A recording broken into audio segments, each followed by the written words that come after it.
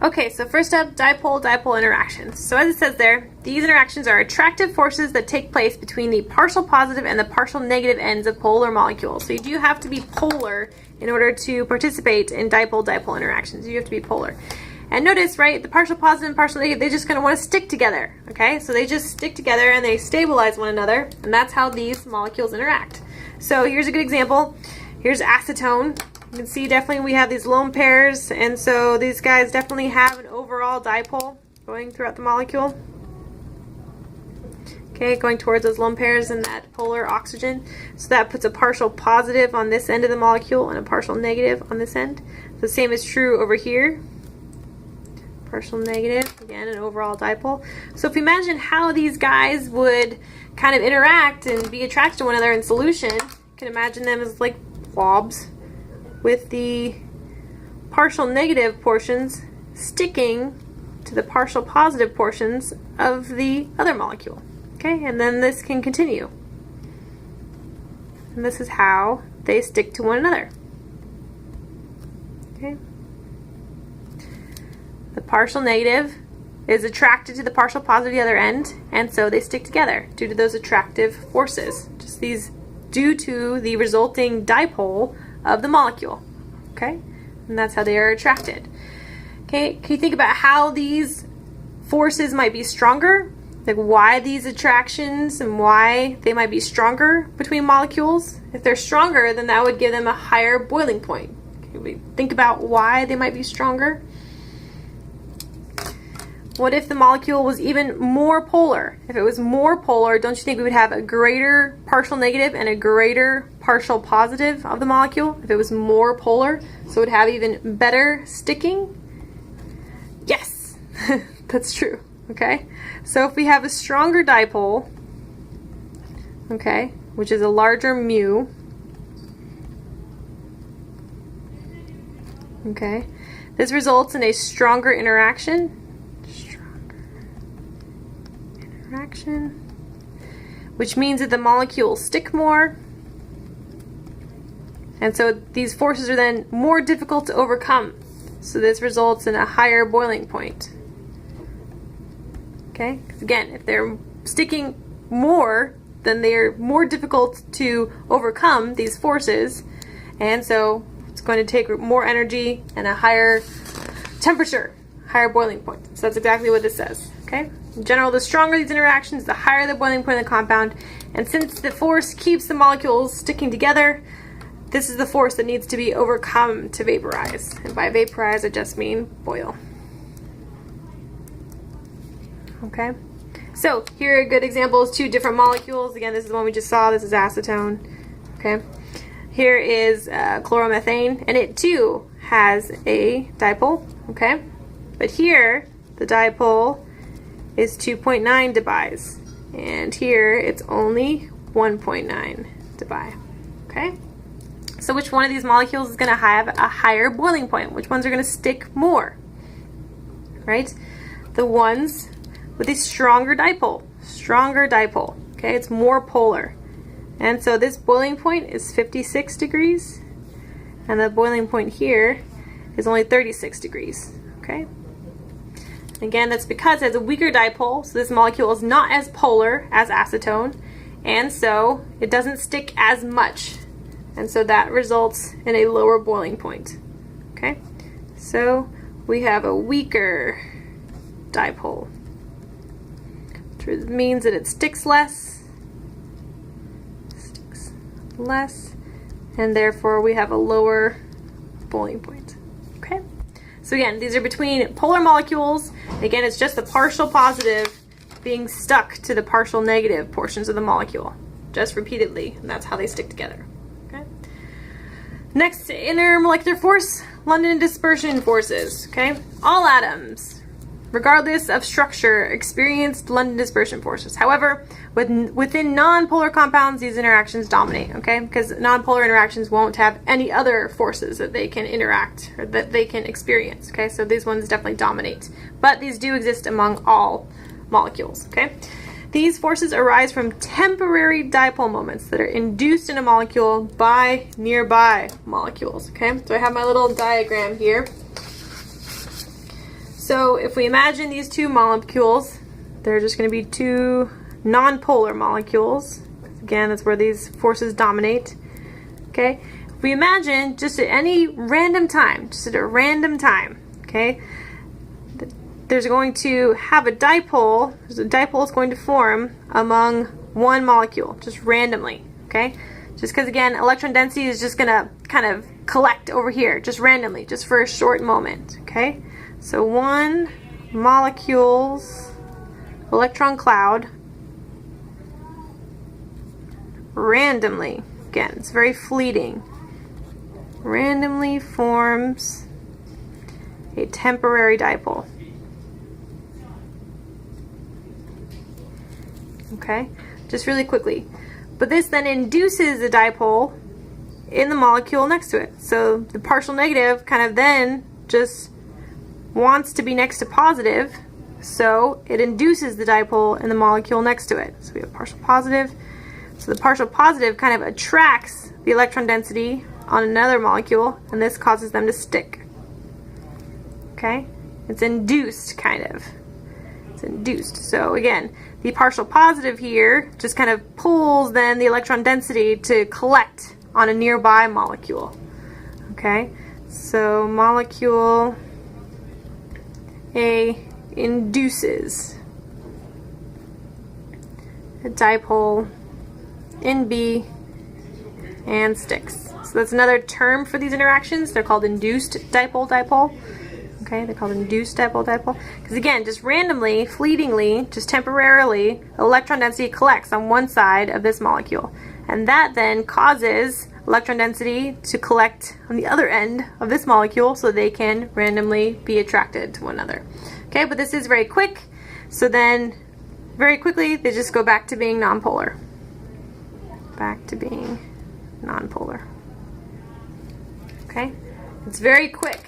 Alright? These are temporary dipole-dipoles. Okay?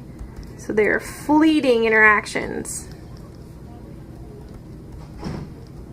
If you've ever thought of plastic wrap, you know how it likes to stick to itself?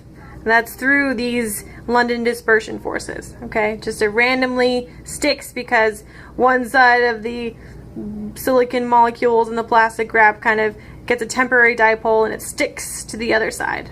Okay, so again, they're very short-lived, they're very quick, and they're not very strong at all. They're the weakest of the forces. Definitely weakest.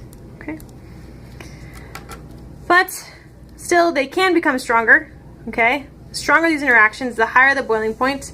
How can they become stronger? They become stronger as surface area increases. Okay? London dispersion forces stronger as the surface area increases. Okay, because if we can imagine, just the larger the surface area, the larger the space that this can happen on, the better they're going to stick. Again, they're still not going to stick awesomely like in the actual dipole-dipole interactions, but the larger molecules, they will stick a little bit better, okay? Because we have larger charge distribution over a larger surface area.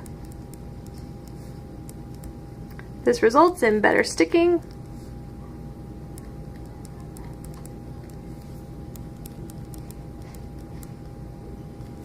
and a higher boiling point. Higher boiling point. Okay, so we can see that here. Here are two good examples. Okay, here is just normal 1, 2, 3, 4, 5. This is normal pentane. Okay, if we imagine its surface area kind of sticking, we can imagine the partial positives that could develop.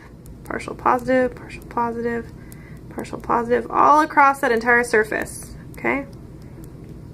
And then conversely, this is Neopentane. It's got the same molecular formula, but its surface area is very small. So we can only accumulate maybe one set of partial positive, partial negatives. Okay, so they're going to stick less because they have smaller surface area. Okay, they don't have greater charge distribution over a larger area. And so this is directly related into its boiling point. Okay, so the boiling point here is higher. It's 309 Kelvin. That's what your book actually provides here. And over here, the boiling point is only 283 Kelvin. Okay, so again, the greater the surface area, the more we can get these temporary dipoles, and so they stick a little bit better if they're over a larger surface area. Okay, and that results in a higher boiling point. All right, but the strongest of these forces, is definitely hydrogen bonding. Okay, these are the strongest of the intermolecular forces. Okay. And it takes place in molecules with OH and NH bonds. We also can do this with fluorine bonds, but those aren't as common, so we're just going to focus on the OH and the NH bonds. Okay? And so these OH and NH bonds, these ones are strongly polarized, and so they leave the hydrogen atoms with a partial positive charge. It's very strong, actually. And then this hydrogen atom then coordinates with the atoms that have the lone pairs. So if we can try and draw this, this is exactly why water has such a high boiling point. Okay? So if we imagine water, right, it has a dipole for the O and the H, between the O and the H. And not to mention, oxygen's got its lone pairs. Forgot to draw those. Okay, so there's another strong dipole, but this results in a very large partial positive right here. Okay, and then we got a partial negative right where those lone pairs are. Absolutely. So then what can happen is that the partial positive then coordinates with the lone pairs of another water molecule. Okay, and so we get this whole kind of coordination all over the place. Okay, so if we imagine another one kind of coordinating here,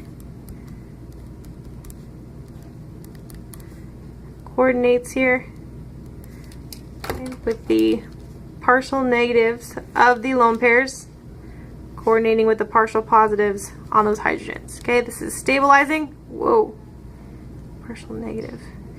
This is stabilizing, and it results in very good sticking.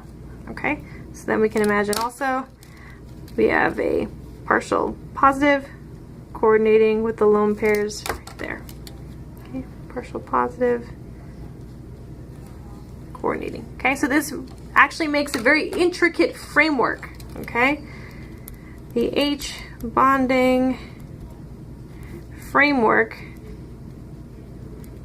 is very strong, okay, because we can do this with lots of molecules, and this results in a very high boiling point.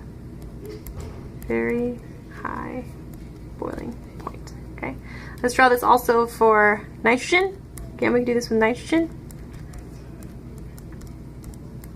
Okay, so again we have that dipole because nitrogen has its lone pairs. Sorry. So, okay, so we have that partial negative on the lone pairs and a very strong partial positive with the hydrogens. So this can coordinate the lone pair from another nitrogen, NH, H, and this hydrogen, right, can coordinate another lone pair,